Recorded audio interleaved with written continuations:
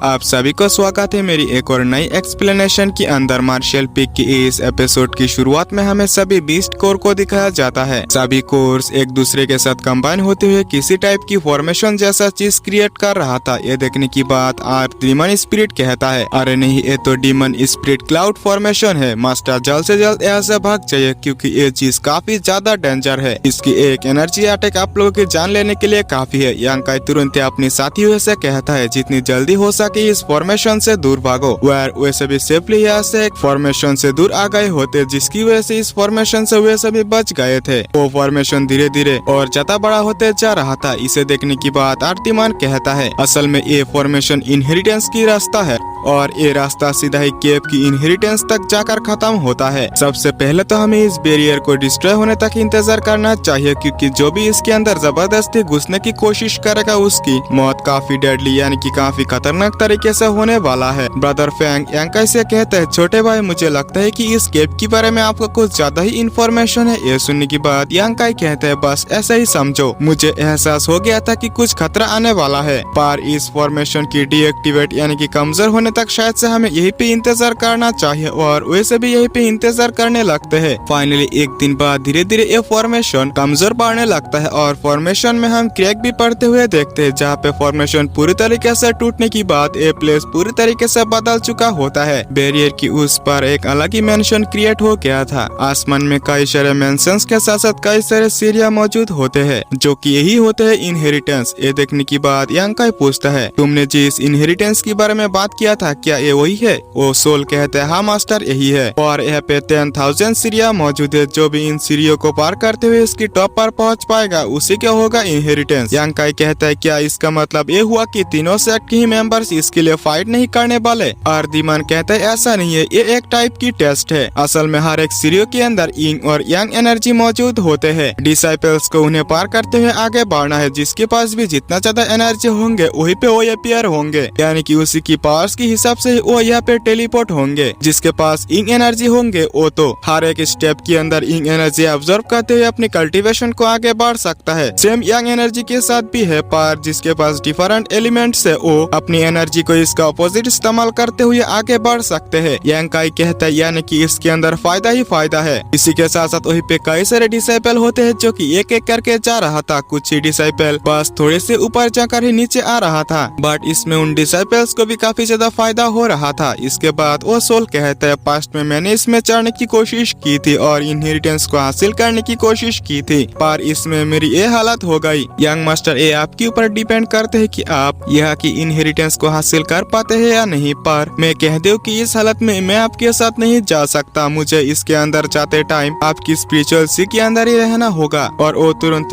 यांकाई की स्पिरिचुअल सी के अंदर चला गया होता है। इसके बाद सीनियर सिस्टर सुयान यांकाई से कहती है, यांकाई क्या तुम ठीक हो? यांकाई कहता है, हाँ सीनियर मैं ठीक हूँ, पर क्या आप बता सकते हैं कि आपकी इंजरीज पूरी तरीके से हील हो चुके हैं? सुयान कहती है, हाँ ये हो चुकी है, पर क्यों ना हम दोनों एक साथ इसके अंदर एंटर करें। इसके लिए तो यांकाई भी मान गई होती है, पर वहीं पे ब्रदर फैंग आकर कहता है, सीनियर क्यों ना आप पहले इसके अंदर एंटर करें, मैं ब्रदर यांकाई को संभाल लूंगा। कोई भी मेरे होते हुए यहाँ पे ब्रदर यांकाई के ऊपर अटैक नहीं कर सकता। ये सुनने की बात सीनियर सिस्टर सुयान तुरंत ही उस फॉर्मेशन के अंदर चली गई होती है। ब्रदर फैंग की इस हरकत की वजह से सीनियर सिस्टर जिन से हूँ यार कहती है, बड़ी बहन मुझे लगता है कि ये जो सीनियर ब्रदर फैंग है वो यांकाई के खिलाफ कोई ना कोई साजिश तो कर रहे हैं, क्यों ना हम इसके बारे में थोड़ी सी जांच करें। ये सुनने की बात उसकी बड़ी बहन कहती है, इसके बारे में तुम छोड़ ही दो तो ही अच्छा है, क्योंकि ये माइन यानी कि ये इनहेरिटेंस हमारी ब्लड बैटल गैंग के लिए सबसे ज्यादा इम्पोर्टेंट है। सबसे पहले तो हमें इसके ऊपर ध्यान देना चाहिए और वैसे भी इसके लिए निकल पड़ते हैं। ब्रदर फैंग की इस हरकत को देखते हुए यांकाई मान ही मान कहते है, तुम जैसा चाहते हो वैसा होने वाले नहीं है बच्चे, लगता है कि तुमने गलत जगह पर हाथ लगा लिया। तुम्हें पता नहीं है कि इसके अंदर एंटर करने की बात हम अलग अलग जगह पर टेलीपोर्ट होंगे। पर यू शुआंग कहती है, ब्रदर फैंग क्या आपको नहीं लगता कि आपके साथी डिसाइपल्स को भी आपके साथ लेना चाहिए? ब्रदर फैंग हंसते हुए कहता है, तुम्हें क्या लगता है तुम एक औरत हो, तुम्हारी जैसी औरत को मैं अपने साथ क्यों लूं? यह सुनने की बात तो यू शुआंग काफी ज्यादा गुस्सा हो गई होती है और गुस्से में वो सीनियर ब्रदर फैंग की गाल में एक चाटा लगाते हुए गाल को लाल कर देती है।